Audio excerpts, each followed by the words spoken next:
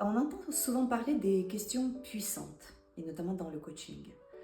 Et souvent est mentionnée la question avec le pourquoi. Pourquoi je suis dans ce problème? Pourquoi il m'arrive ça? Pourquoi? Les 5 pourquoi. Alors les 5 pourquoi, et même le pourquoi, ça fonctionne peut-être très bien dans le lean management pour aller à la cause du problème, mais ça ne fonctionne pas dans le développement personnel. Ou en tout cas, pas dans un premier temps. Ça n'est pas la question qui nous permet de nous désentraver parce que, au contraire, elle nous enferme en fait, elle nous met sur un chemin très très étroit de ce pourquoi et on n'est finalement jamais sûr de trouver la vraie raison, la vraie cause racine. C'est comme cette âme qui est attachée à un poteau et qui tourne comme ça en rond jusqu'à ce que la corde devienne toute petite, toute courte et finalement il n'a plus aucune marge de manœuvre. Donc la question avec le pourquoi nous enferme. Alors quelle est la bonne question finalement?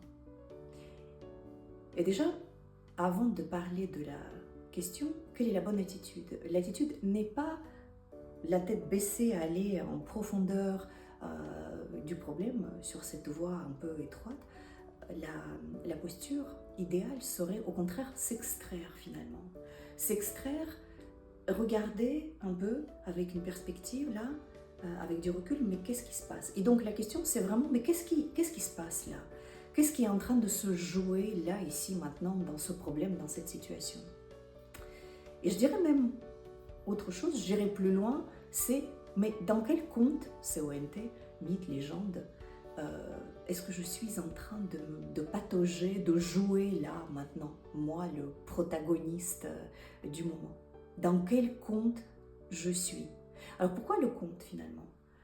Pourquoi est-ce que le conte nous donnerait des réponses? Est-ce qu'il y a un conte pour refléter ma situation, mon problème à moi? Et moi j'ai envie de dire oui, et je dis oui. Pourquoi? Parce que d'abord il y a une multitude de contes, et les contes, c'est vraiment cette sagesse ancestrale. Imaginez, c'est comme une Bible en fait qui contient mais tous les cas de figure, toutes les situations qu'on est en train de vivre aujourd'hui, ils sont reflétés. Pourquoi? Parce que cette sagesse s'est construite couche par couche, brique par brique, depuis des millénaires. Il y a des milliers d'années, nos ancêtres s'asseyaient comme ça au coin du feu pour se reposer, pour se réchauffer, cuire la nourriture, s'éclairer peut-être, mais surtout ils se racontaient des histoires.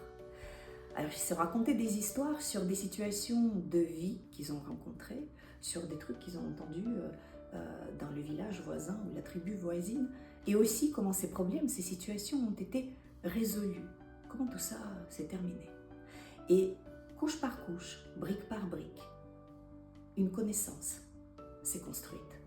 Le conte est né, les contes sont nés. Et aujourd'hui, c'est vraiment une énorme bibliothèque qui regorge de cas d'humanité, de problèmes humains qui peuvent nous servir, qui peuvent nous être utiles. On pourrait dire, tiens, mais les problèmes d'avant, ce n'est pas les problèmes d'aujourd'hui. Finalement, les problèmes géopolitiques qu'on est en train de vivre aujourd'hui, le réchauffement climatique, etc. Oui, tout ça, bien sûr. Et les problèmes n'étaient pas les mêmes il y a des milliers d'années, c'est clair. Par contre, les problèmes humains n'ont pas changé. Il y a toujours eu la jalousie, il y aura toujours l'envie, la peur de l'inconnu, la peur, l'anxiété, l'abandon, le rejet, tout ça qui fait partie de notre condition humaine, tout ça est reflété dans les contes.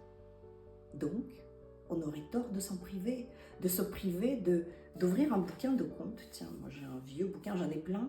Alors celui-là, il est un vieux livre de contes Grimm.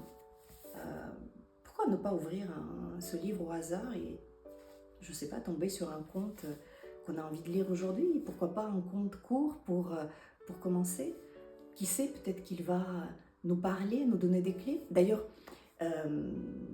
Carl Gustav Jung, le célèbre psychanalyste suisse, il se posait vraiment cette question, puisqu'on revient aux questions puissantes, il disait, dans quel mythe est-ce que je suis en train de vivre aujourd'hui, ce mythe qui gouverne ma vie à mon insu? On pourrait se poser vraiment cette question, mais dans quel conte suis-je? En prenant du recul comme ça. Et comment est-ce que ce conte peut m'aider à me désentraver, à sortir de cette situation qui qui n'est pas souhaitable, qui ne me convient pas. Et au passage, je pourrais me développer en dépassant tous ces challenges et passer à un niveau supérieur. Et je dirais pour conclure, on ne peut pas choisir l'expérience qu'on va vivre, mais on peut choisir la façon dont on va la vivre, en mode créateur, en pleine conscience, avec les contes, ou en mode pantin et victime, possédé par les événements. Voilà. Merci de m'avoir écouté.